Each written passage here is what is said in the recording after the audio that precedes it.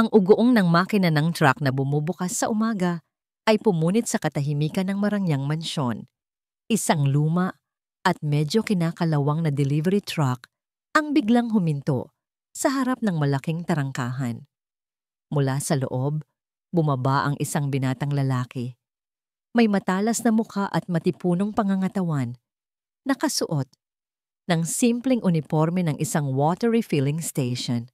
Buhat-buhat ang mabibigat na galon ng tubig, matatag ang kanyang mga hakbang sa marmol na daan patungo sa mansyon. Sa ikalawang palapag, sa balkonaheng pinalamutian ng makukulay na bougainvillea, tahimik na ibinaba ni Isabel Bell de la Vega ang hawak niyang nobela. Ang kanyang mahaba at makintab na buhok ay malayang nakalugay, malalaki at bilugang mga mata ay nakatutok sa pamilyar na figura na papasok sa bakuran. Isang hindi maipaliwanag na kaba ang gumapang sa kanyang dibdib sa tuwing siya'y dumarating. Siya si Rico Santos, ang lalaking naghahatid lamang ng mga galon ng tubig, ngunit nagdadala ng misteryosong pang-akit na nagpapabilis sa tibok ng kanyang puso.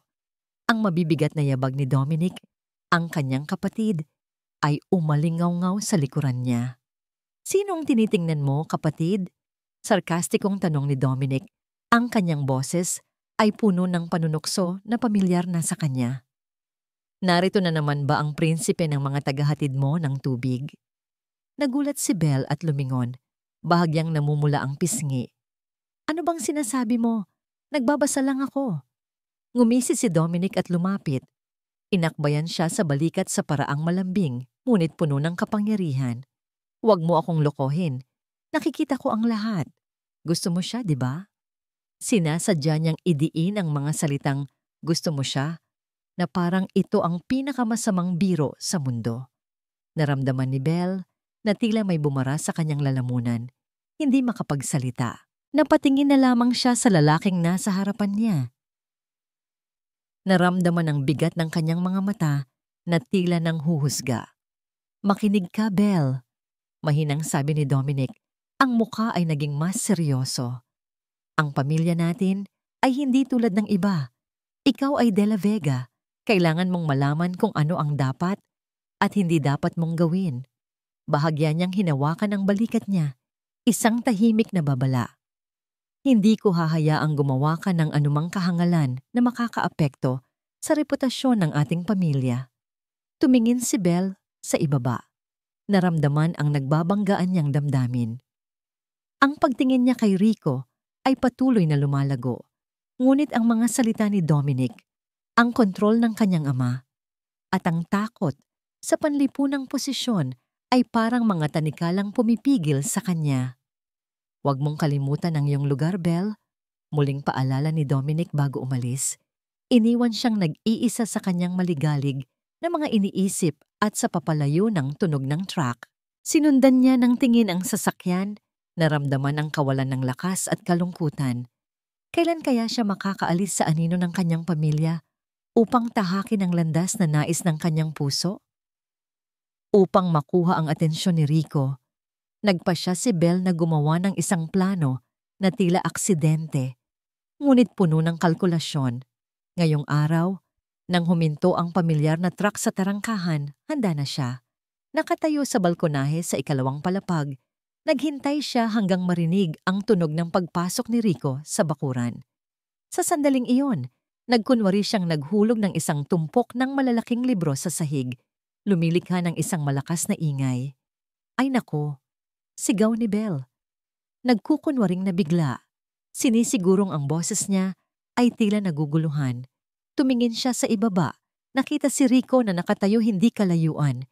May hawak na mga galon ng tubig. Bahagyang nagulat ang kanyang mga mata. Pagkatapos ay mabilis siyang umiwas ng tingin. Nagpatuloy sa kanyang ginagawa. Naramdaman ni Belle na tila tumigil ang pagtibok ng kanyang puso. Hindi man lang siya tinapunan ng tingin. Napilitan siyang bumaba. Pinulot ang mga nagkalat na libro. Habang yumuyuko siya para pulutin ang huling libro, aksidenteng napalingon si Rico para kunin ang kanyang delivery truck. "Pasensya na, Binibini," sabi ni Rico. Ang boses ay pantay. Walang emosyon. Lumapit siya Marahang kinuha ang huling libro sa kamay niya. Bahagyang nagtagpo ang kanilang mga kamay sa sandaling iyon. Isang mahinang kuryente ang dumaloy sa katawan ni Belle, dahilan para mabilis niyang bawiin ang kanyang kamay. "Salamat!" bulong ni Belle. Pilit nang ngumiti. Tumango lamang si Rico. Mabilis na dumaan ang tingin sa kanya bago bumalik sa trabaho. "Walang anuman, una na ako." Pagkasabi niyon, tumalikod siya, sumakay sa kanyang truck at pinaandar ito palayo. Iniwan si Belle na nakatayo doon na may pakiramdam ng pagkabigo. Ang unang plano ay ganap na nabigo. Tila hindi man lang siya napansin nito. Si Dominic, gaya ng dati, ay dumating sa tamang oras para batingin ang kawalan ng kakayahan ng kanyang kapatid. "Tingnan mo nga naman ang itsura mo." Tumawa siya ng malakas. "Para kang natalo sa isang paligsahan.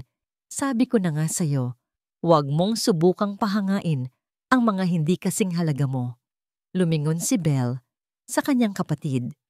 Ang mga mata ay may bahid ng kalungkutan at katigasan ng ulo.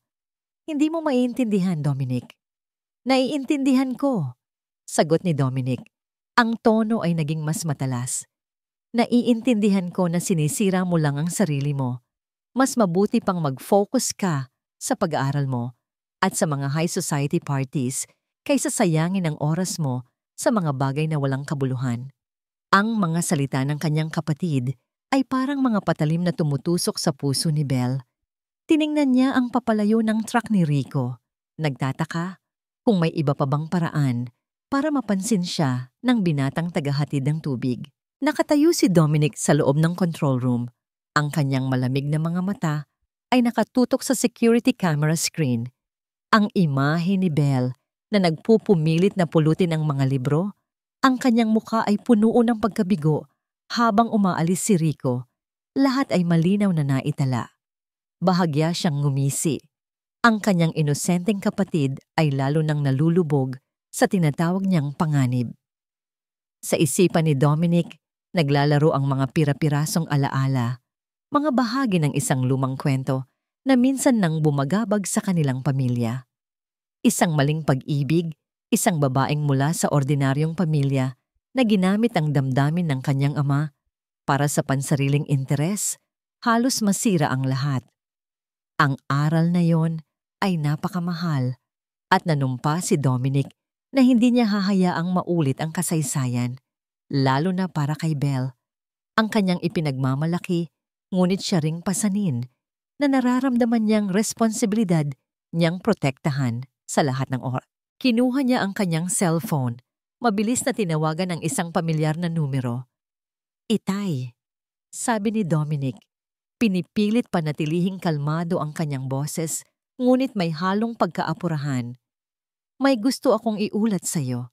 Sa kabilang linya, ang mababa ngunit makapangyarihang boses ni Don Alejandro ay umalingaw-ngaw. "Ano yon, Dominic? Tungkol na naman ba sa anak mo?" "Opo, Itay." Lalo siyang nagiging interesado sa delivery boy na yon.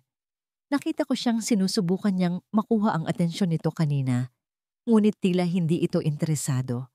Gayunpaman, kinatatakutan ko na... Nag-atubiling ituloy ni Dominic ang kanyang sinasabi. Hinahayaan ng kanyang ama na mag-isip. Tahimik si Don Alejandro sa loob ng ilang sandali. Malinaw na nag-iisip. "Naiintindihan ko. Patatawagan ko rin sila para masubaybayan pa ng husto si Belle. At ikaw, Dominic, patuloy mong bantayan si Belle. Huwag mong hayaang gumawa siya ng anumang lampas pa sa kanyang lugar." "Naiintindihan ko po, Itay." Pagkatapos ng tawag, lumabas si Dominic sa control room, dumiretso sa sala kung saan nakaupo si Belle, tila nawawala sa sarili. Umupo siya sa tapat niya, ang kanyang mga mata ay tila nanghuhusga. "Belle," simula niya, ang tono ay pinaghalong pekeng pag-aalala at pagbabanta. "Nakikita kong hindi ka masaya ngayon." Tumingala si Belle. Nakita ang kapatid na may pagod sa mukha. "Okay lang ako." "Talaga ba?" Sarkastikong tanong ni Dominic. "Hindi ako naniniwala." Nakikita kong sinusubukan mong makuha ang atensyon ng lalaking hindi dapat mong problemahin. Delivery boy lang siya, Belle. Nakalimutan mo na ba kung sino ka? Naramdaman ni Belle ang galit na namumuo sa kanyang dibdib. Hindi mo maiintindihan, Dominic. Hindi mo kailanman maiintindihan. Mas naiintindihan ko pa kaysa sa inaakala mo. Biglang tumayo si Dominic. Tumaas ang kanyang boses. Naiintindihan ko na ang pabigla-biglang damdamin at ang mga panandaliang atraksyon ay maaaring humantong sa hindi inaasahang mga bunga. Hindi ko nais na makita kang nasasaktan o higit pa, nagiging katatawanan ng lahat. Lumapit siya kay Belle, yumuko upang direktang makipag-ugnayan sa mga mata niya. Makinig ka, Belle. Ito na ang huling babala ko. Huwag mo na siyang lalapitan pa. Kung hindi ako magdadalawang isip na kumilos para pigilan ka. Ang mga salita ni Dominic ay umalingaw-ngaw sa malaking silid, nag-iwan ng tensyon at mabigat na kapaligiran. Tiningnan siya ni Belle, naramdaman ang lamig sa kanyang mga mata, at sa unang pagkakataon, talagang natakot siya. Natatakot siya hindi lamang dahil sa babala ng kanyang kapatid, kundi dahil sa pakiramdam na siya ay nakakulong, walang labasan. Upang makuha ang atensyon ni Rico, nagpasya si Belle na gumawa ng isang plano na tila aksidente, ngunit puno ng kalkulasyon. Ngayong araw, nang huminto ang pamilyar na truck sa tarangkahan, handa na siya.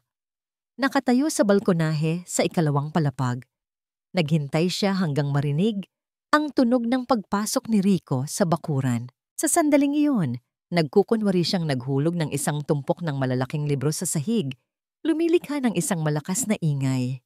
Ay naku! Sigaw ni Belle, nagkukunwaring nabigla. Sinisigurong ang boses niya ay tila naguguluhan. Tumingin siya sa ibaba, nakita si Rico na nakatayo hindi kalayuan. May hawak na mga galon ng tubig. Bahagyang nagulat ang kanyang mga mata.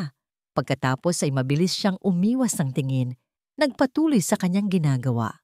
Naramdaman ni Belle na tila tumigil ang pagtibok ng kanyang puso. Hindi man lang siya tinapunan ng tingin. Napilitan siyang bumaba. Pinulot ang mga nagkalat na libro. Habang yumuyuko siya para pulutin ang huling libro, aksidenteng napalingon si Rico para kunin ang kanyang delivery truck. Pasensya na, Binibini, sabi ni Rico. Ang boses ay pantay. Walang emosyon. Lumapit siya. Marahang kinuha ang huling libro sa kamay niya. Bahagyang nagtagpo ang kanilang mga kamay sa sandaling iyon. Isang mahinang kuryente ang dumaloy sa katawan ni Belle, dahilan para mabilis niyang bawiin ang kanyang kamay. Salamat! Bulong ni Belle. Pilit nang ngumiti. Tumango lamang si Rico. Mabilis na dumaan ang tingin sa kanya bago bumalik sa trabaho. Walang anuman. Una na ako. Pagkasabi niyon, tumalikod siya. Sumakay sa kanyang truck at pinaandar ito palayo. Iniwan si Belle na nakatayo doon na may pakiramdam ng pagkabigo. Ang unang plano ay ganap na nabigo. Tila hindi man lang siya napansin nito. Si Dominic, gaya ng dati, ay dumating sa tamang oras para batingin ang kawalan ng kakayahan ng kanyang kapatid. Tingnan mo nga naman ang itsura mo. Tumawa siya ng malakas. Para kang natalo sa isang paligsahan. Sabi ko na nga sa'yo, huwag mong subukang pahangain ang mga hindi kasing halaga mo. Lumingon si Belle sa kanyang kapatid. Ang mga mata ay may bahid ng kalungkutan at katigasan ng ulo.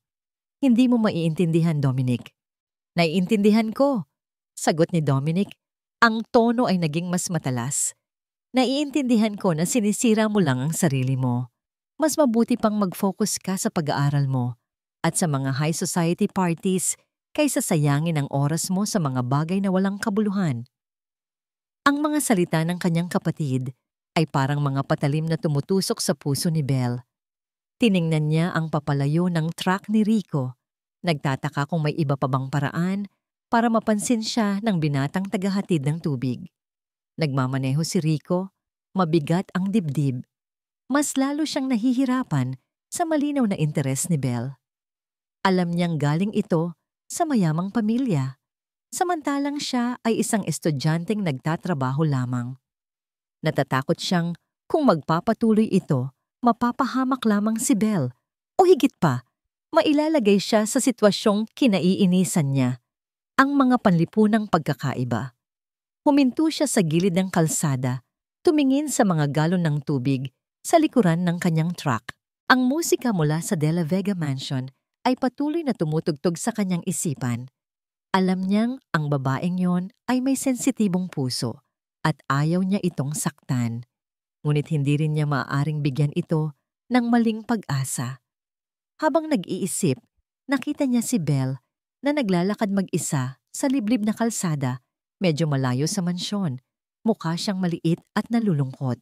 Nitong mga nakaraang araw, tila mas malungkot siya at hinala niyang marahil ay muli na naman siyang kinukulit o pinipilit ng kanyang kapatid.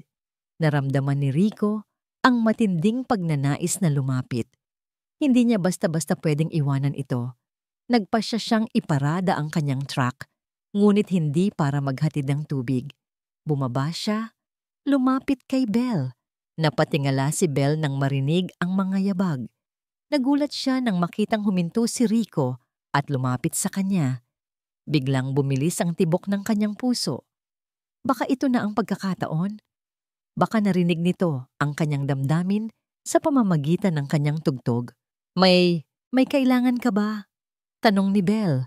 Bahagyang nanginginig ang boses. Tinitigan siya ni Rico sa mata. Sinisikap na makahanap ng katapatan. Nakita niya ang sakit at ang mahinang pag-asa sa mga mata nito. Alam niyang panahon na para sabihin ang katotohanan, kahit pa mapag-ulo nito ang lahat. Belle, nagsimula siya, bahagyang nag-aalangan. Patawad kung naging malamig ako sa iyo palagi. Nakinig si Belle, tila tumigil ang pagtibok ng kanyang puso. Hindi ako ordinaryong delivery boy, patuloy ni Rico. Mas may kumpiyansa na ang boses. Ako ay isang estudyante ng abogasya. Nagtatrabaho ako ng part-time para matustusan ang aking pag-aaral at gastusin. Natahimik si Belle. Ang sinabi ni Rico ay parang kidlat na tumama sa kanya. Estudyante ng abogasya? Nagtatrabaho? Lahat ng kanyang iniisip tungkol dito, ang kanyang estado sa buhay, ang kanyang relasyon sa dalawang ito, lahat ay gumuho at muling nabuo sa isang iglap. Ano? Bulong ni Belle, hindi makapaniwala sa kanyang narinig. Totoo ba yan? Tumango si Rico. Alam kong magugulat ka. Nagtago ako dahil natatakot ako. Natatakot akong hindi mo ako tatanggapin. Natatakot ako na hindi papayag ang pamilya mo. Natatakot ako na hindi ako karapat-dapat sa'yo. Tinitigan siya ni Belle. Sa unang pagkakataon ay nakita siya sa ibang perspektibo. Hindi na ang malamig na delivery boy, kundi isang lalaking may mga pangarap at takot, katulad niya. Isang pakiramdam ng kasiyahan na may halong pagkalito ang bumalot sa kanya. Lumapit pa siya ng isang hakbang. Kaya, lahat ng ginawa mo dati, para itago ito? Tiningnan siya ni Rico. May bahid ng sakit, ngunit may determinasyon din. Gusto ko lang protektahan ang sarili ko, at marahil pati na rin ikaw, ngunit nagkamali ako sa hindi pagtitiwala sa damdamin na maaring mabuo sa atin. Tinitigan siya ni Belle. Ang kanyang puso ay puno ng bagong damdamin, kuryosidad, pag-unawa, at isang malakas na pag-asa na marahil ang kanilang pag-ibig ay hindi kasing imposible tulad ng kanyang inaakala. Ang balita tungkol sa pagiging estudyante ng abogasya ni Rico ay kumalat na parang apoy sa isipan ni Belle. Siya ay nagulat, ngunit labis na natuwa. Sa wakas, ang lalaking kinagigiliwan niya ay hindi pala ordinaryo. Meron siyang mga pangarap, ambisyon, at higit sa lahat, may dahilan siya para lumayo sa kanya. Naramdaman niya ang pagkaawa sa kanya dahil sa dating paghusga niya. Ngayon, mas lalo siyang determinadong suportahan na ito. Ngunit ang kasiyahang ito ay hindi nagtagal. Si Dominic, sa kanyang likas na pagiging mapaghinala at pagiging kontrolado, ay nakita ang pangyayari sa ibang paraan. Nang marinig niya ang balita mula sa mga hardinero, hindi niya pinaniwalaan ang kwento ng estudyante ng abogasya ni Rico. Sa paningin ni Dominic, isa lamang itong bagong taktika ng mahirap na lalaki upang makalapit kay Belle at sa kanilang pamilya, marahil para samantalahin ang kanilang yaman. Imposible! Bulong ni Dominic, hinigpitan ng kanyang kamao. Isa lamang siyang impostor. Ginagamit niya ang kahinaan ni Belle. Agad niyang tinawagan ng kanyang ama. Ang boses ay puno ng pagmamadali. Itay, may mahalaga akong balita. Ang delivery boy na yon, sabi niya estudyante siya ng abogasya. Ngunit hindi ako naniniwala. Sa tingin ko, mayroon siyang masamang balak. Sa kabilang linya, ang mababa at makapangyarihang boses ni Don Alejandro ay naging malamig. Estudyante ng abogasya, gustong samantalahin si Belle, hindi katanggap-tanggap. Lagi na niyang kinakatakutan na baka mapunta si Belle sa isang relasyong hindi karapat-dapat sa kanilang pamilya. Ngayon, ang mga takot na yon ay naging mas totoo. Hindi ko hahayaan itong mangyari, mariing sabi ni Don Alejandro. Dominic, pihilan mo ang lahat. Magkakaroon ako ng mahalagang pagpupulong sa mga business partners ko mula sa ibang bansa sa lalong madaling panahon. Nakaisip na ako ng paraan para makilala ni Belle ang anak ng isa sa kanila. Si Belle na masayang naghahanda ng isang maliit na bouquet para kay Rico sa susunod nilang pagkikita ay biglang tinawag sa opisina ng kanyang ama. Ang kapaligiran sa silid ay napaka-tense. Nakaupo si Don Alejandro sa likod ng kanyang malaking mahogany desk, ang muka ay seryoso. Habang si Dominic ay nakatayo sa tabi niya, ang mga mata ay puno ng kasiyahan. Belle, simula ni Don Alejandro, ang boses ay hindi nagpapahintulot ng pagtutol. Nakaisip na ako ng isang mahalagang pagpupulong sa katapusan ng linggong ito. Ikaw ay dadalo doon at gagawin ang lahat para mapabilib ang anak ng business partner ko. Napatulala si Belle. Itay? Pero ako? Walang pero-pero. Putol ni Don Alejandro. Para ito sa kinabukasan ng pamilya. At babalaan kita, huwag mong isipin ang mga kakaibang bagay tungkol sa delivery boy na yon. Tinitigan siya ni Don Alejandro sa mata. Ang boses ay puno ng kapangyarihan. Hindi ko kailanman tatanggapin ang isang taong mas mababa, ang antas, kaysa sa ating pamilya bilang manugang. Ang mga salita ng kanyang ama ay parang malamig na tubig na ibinuhos sa mukha ni Belle. Siya ay nahirapang huminga, napapaligiran ng kontrol at mga lumang paniniwala ng kanyang pamilya. Ngayon, hindi lamang siya kailangang harapin ang pagtutol ni Dominic, kundi pati na rin ang sapilitang pagpayag ng kanyang ama. Tila lahat ay naging mas masama pa kaysa dati. Nakaupo si Rico sa kanyang maliit na kwarto sa paupahan. Ang tanging laman ay isang kama at isang lumang mesa. Ang mga libro ng batas ay nakakalat sa mesa. Sumasalamin sa mahinang ilaw ng desk lamp. Naramdaman niya ang pagkalunod sa kawalan ng pag-asa.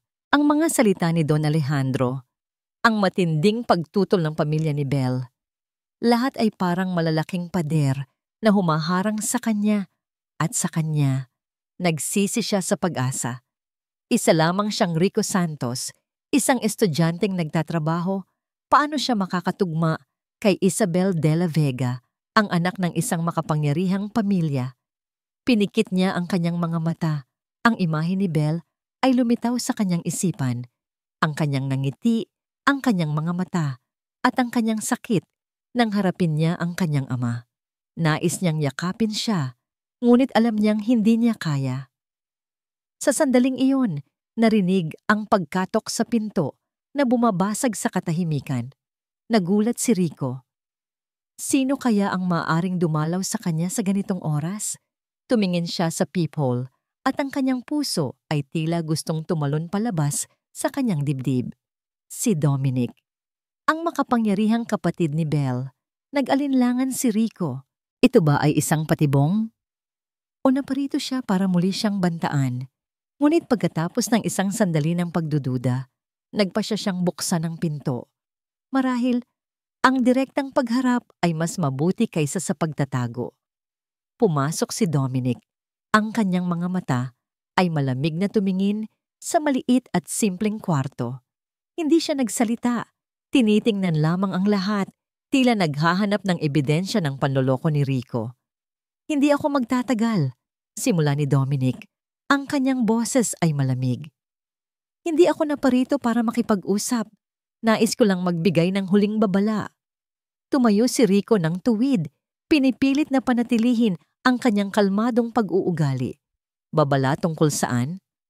Huwag kang magkunwaring inosente. Pagputok ni Dominic. Alam kong sinusubukan mong pagsamantalahan si Belle. Alam kong gusto mo lamang ang pera at posisyon ng pamilya ko. Nagkakamali ka. Mariing sagot ni Rico. Ang boses niya ay mas tumatag na. Wala akong masamang intensyon kay Belle o sa kanyang pamilya. Tumawa si Dominic ng sarkastiko. Walang masamang intensyon. Kung gayon, bakit mo tinatago ang iyong pagkatao? Bakit mo pinapalungkot ang kapatid ko? Natahimik si Rico. Alam niyang hindi niya maipapaliwanag ang lahat sa loob lamang ng ilang minuto. Ngunit nararamdaman niyang kailangan niyang sabihin ang isang bagay. Mayroon akong mga dahilan. Ayokong saktan si Belle at natatakot din ako. Tinitigan siya ni Dominic ng matagal, tila pinag-iisipan ang kanyang mga salita. Marahil, ang katapatan sa mga mata ni Rico o marahil, ang tunay na takot na nakikita niya ay nagbigay ng bahagyang pagbabago sa isipan ni Dominic. Mga dahilan? Bahagyang ngumisi si Dominic. Mukhang isang klise na kwento, ngunit makinig ka, Santos. Huminto siya. Binago ang kanyang tono, naging mas seryoso. Hindi ako interesado sa usaping pag-ibig ninyo, ngunit mahal ko ang kapatid ko. Hindi ko hahayaang may manakit sa kanya. Lumapit siya kay Rico, tumingin diretso sa kanyang mga mata.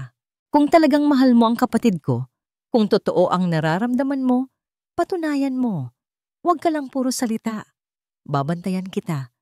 Kung mapapaluha mo si Belle, sumusumpa ako. Hindi kita titigilan. Pagkatapos sabihin niyon, tumalikod si Dominic at umalis. Iniwan si Rico na nakatayo doon, naguguluhan, ngunit may mahinang pag-asa. Sa unang pagkakataon, naramdaman niyang marahil, hindi pa lubusang wala ang pag-asa.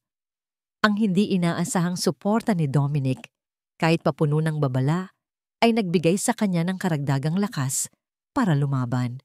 Ang kumikinang na chandelier ay nagbibigay liwanag sa malaking ballroom.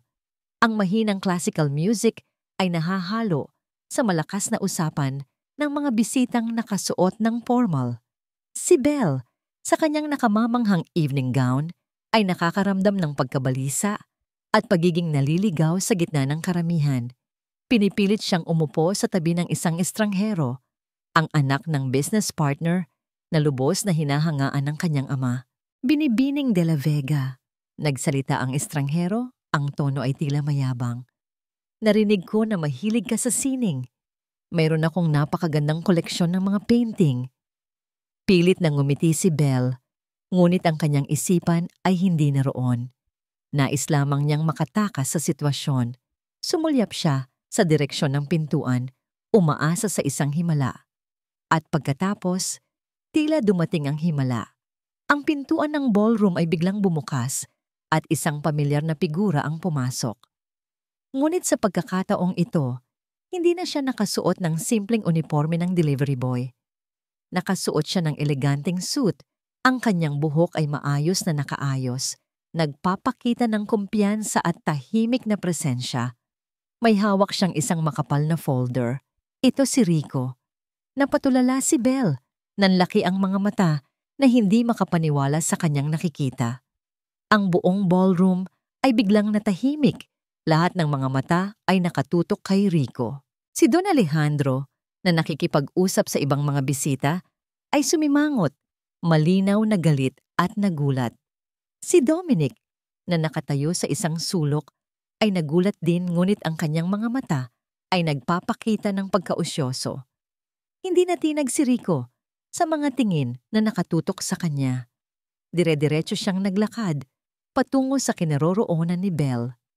Yumuko siya at bumulong sa tenga nito. "Handa ka na bang umuwi kasama ako, Belle?" Si Belle, na hindi pa rin makapaniwala, ay tumango na lamang. Habang inaalalayan ni Rico si Belle na tumayo, si Don Alejandro ay sumugod. Ang muka ay namumula sa galit. "Sino ka?" Sigaw niya, puno ng paghamak. "Paano mo nagawang pumasok dito at guluhin ang aking mga bisita? Sino ka para gawin iyan?" Humarap si Rico kay Don Alejandro. Ang mga mata ay hindi natinag. Itinaas niya ang folder na hawak niya. "Ginoong de la Vega," sabi ni Rico. Ang boses ay kalmado, ngunit malakas. "Ako si Rico Santos, at hindi ako naparito bilang isang delivery boy, kundi bilang kasintahan ng inyong anak. At bilang isang graduating law student na magsisimula sa isang prestihiyosong law firm." Binanggit niya ang pangalan ng isang kilalang law firm kung saan siya nakakuha ng mataas na posisyon sa internship. At magiging kasama ni Belle sa kanyang landas sa karera. Ang pahayag ni Rico ay parang pagsabog ng bomba sa ballroom. Nagbubulungan ang mga tao. Si Belle ay tumingin kay Rico. Ang kanyang puso ay puno ng pagmamalaki at kaligayahan. Hindi na siya nakakaramdam ng takot o kawalan ng lakas. Alam niyang ang lalaking ito, sa pamamagitan ng sarili niyang pagsisikap at katapatan, ay naglakas loob na harapin ang lahat. Si Don Alejandro ay nanatili doon, tulala at galit, ngunit tila may bahid din ng pagkalito sa halatang katotohanan na inilahad ni Rico. Pagkatapos ng pagkabigla at kaguluhan sa hapagkainan, isang bagong katahimikan ang bumalot sa silid. Si Don Alejandro ay nakatitig pa rin kay Rico. Ang kanyang mukha ay nagpapakita ng halo-halong emosyon. Galit, pagkalito at marahil, isang maliit na paghanga na pilit niyang itinatago. Si Dominic, sa kabilang banda, ay tahimik na pinapanood ang lahat. Ang kanyang dating pagdududa ay unti-unting napapalitan ng pagtataka. Si Belle ay nakatayo sa tabi ni Rico. Mahigpit ang hawak sa kanyang kamay. Ang kanyang mga mata ay puno ng pagmamahal at suporta. Naramdaman niya ang pagbabago sa kanyang ama, bagaman hindi pa rin ito lubusang tanggap. "Kaya pala," mahinang sabi ni Don Alejandro, tila sa kanyang sarili, "hindi ka lamang isang ordinaryong trabahador." Lumapit si Rico, humawak sa kamay ni Belle, at tiningnan si Don Alejandro sa mata. "Tama po kayo, Ginoong de la Vega. Hindi po ako ordinaryo. Ako si Rico Santos, isang estudyante ng abogasya na nagsumikap upang makamit ang aking mga pangarap. Ang pagiging delivery boy ay pansamantala lamang, isang paraan upang matustusan ang aking pag-aaral." Dinukot niya mula sa folder ang mga dokumento, mga sertipiko ng parangal, resulta ng mga pagsusulit, at ang sulat ng pagtanggap mula sa prestihiyosong law firm. Iniabot niya ito kay Don Alejandro. "Ito po ang patunay ng aking pagsisikap," sabi ni Rico. "At gusto ko pong ipaalam sa inyo na ang pagmamahal ko po kay Belle ay hindi kailanman nagbago dahil sa aming pagkakaiba sa estado sa buhay. Mas lalo lamang po itong tumibay dahil sa pagsubok na ito." Nagpatuloy si Rico, ang kanyang boses ay puno ng damdamin. "Alam ko pong hindi ako ang inaasahan ninyong mapapangasawa ni Belle. Ngunit ipinapangako ko po sa inyo, gagawin ko ang lahat ng aking makakaya upang maprotektahan siya, mapasaya siya, at mabigyan siya ng kinabukasan na karapat-dapat sa kanya. Magtatrabaho po ako ng mabuti upang maging isang mahusay na abogado at isang mabuting asawa para sa kanya." Sa puntong ito, naglakas loob si Dominic na magsalita. "Itay," sabi niya, ang boses ay mas mahina kaysa dati. "Nakita ko rin po ang pagbabago kay Rico. At sa tingin ko, tama po siya. Hindi natin dapat husgahan ang isang tao base sa kanyang estado sa buhay." Si Don Alejandro ay tumingin sa mga dokumento, pagkatapos ay kay Rico at sa wakas, kay Belle na nakangiti sa kanya. Nakita niya ang katapatan sa mga mata ng binatang ito at ang kaligayahan sa mukha ng kanyang anak na matagal na niyang hindi nakita. Bumuntong hininga siya ng malalim, tila napagod na siya sa pakikipaglaban. Kung gayon, sabi niya, ang tinig ay bahagyang malumanay na.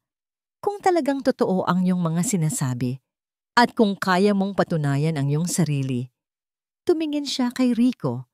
Bibigyan kita ng pagkakataon, ngunit tandaan mo, Santos, isang pagkakamali lamang, isang pagkabigo, at hindi ko na ito palalampasin pa. Ang kapakanan ni Belle ang pinakamahalaga sa akin. Isang malaking tanangiti ang sumilay sa mga labi ni Belle. Naramdaman niya ang pagluwag ng kanyang dibdib. Ang pagsubok na ito ay nagpabago sa lahat. Si Rico naman ay yumukod ng malalim. Maraming salamat po, Ginoong de la Vega. Hindi ko po kayo bibiguin. Tumingin siya kay Belle. Ang kanilang mga mata ay nagtagpo. Isang pangako ang nabuo sa pagitan nila. Isang pangako ng pag-ibig, pagtitiwala, at paglalakbay na magkasama, anuman ang mangyari. Makalipas ang ilang buwan mula sa makabuluhang handaan, ang buhay ni Belle at Rico ay pumasok sa isang bagong yugto. Ang pinakamalaking balakid, ang pagtutol ng pamilya, ay unti-unting nawala. Si Don Alejandro, bagaman medyo nag-aalangan pa rin, ay nagsimula ng tingnan si Rico nang may paggalang, nakikita ang walang tigil na pagsisikap nito. Paminsan-minsan ay nagtatanong pa siya tungkol sa pag-aaral ni Rico, isang malinaw na senyales ng pagtanggap. Nagbago na rin ang pakikitungo ni Dominic. Hindi na niya inaasar si Belle tungkol kay Rico.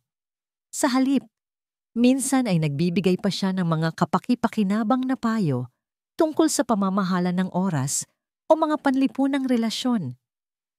May isang pagkakataon pa nga, lihim niyang tinulungan si Rico na makahanap ng isang bihasang legal consultant, isang kilos na nagpapakita na talagang nagtiwala na siya sa kanyang kapatid at sa kasintahan nito. Si Belle at Rico ay madalas nang magkasama. Magkasama silang nagpupunta sa library, nag-aaral ng sabay, at nagpaplano para sa kanilang kinabukasan. Si Belle ay hindi na ang dating mahiyain at kulang sa kumpiyansa na dalaga. Natagpuan na niya ang kanyang sariling tinig, ang kinakailangang kumpiyansa upang ituloy ang kanyang mga pangarap. Hindi na umaasa sa pag-aproba ng iba. Nagsimula siyang sumali sa mga community projects, ginagamit ang kaalaman at resources ng kanyang pamilya upang tulungan ang mga nangangailangan, bahagyang dahil sa impluwensya ni Rico, bahagyang dahil sa tunay na pagbabago sa kanyang sarili. Si Rico, na may matibay na suportang emosyonal mula kay Belle at unti-unting pagtanggap mula sa pamilya nito, ay matagumpay na natapos ang kanyang kurso sa abogasya.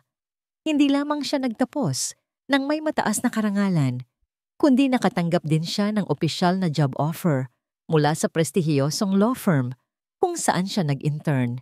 Ito ay patunay ng kanyang talento, kasipagan, at hindi matitinag na determinasyon. Isang magandang hapon, magkasamang naglalakad sa parke sina Rico at Belle. Huminto sila sa tabi ng lawa kung saan ang mga seagulls ay lumilipad sa ibabaw ng malinaw na tubig. Naaalala mo pa ba? Mahinang sabi ni Rico, hinawakan ng kamay ni Belle. Noong unang beses akong naghahatid ng tubig dito, inisip kong hindi ko kailanman magagawa na makatayo dito kasama mo ng ganito. Ngumiti si Belle, ipinatong ang kanyang ulo sa balikat ni Rico. Naalala ko rin, nung inisip kong ang pag-ibig natin ay isa lamang malayong pangarap. Ngunit pinatunayan mo na ang tunay na pag-ibig ay kayang lampasan ang lahat. Tumingin si Rico kay Belle. Ang kanyang mga mata ay puno ng pagmamahal at pasasalamat. Salamat, Belle, dahil hindi mo ako tinalikuran, dahil nagtiwala ka sa akin, kahit na hindi ako nagtitiwala sa aking sarili. Nalampasan natin ito ng magkasama, sagot ni Belle. Mahigpit na hinawakan ang kamay nito. Nagkatitigan sila, may malalaking nanggiti sa kanilang mga labi.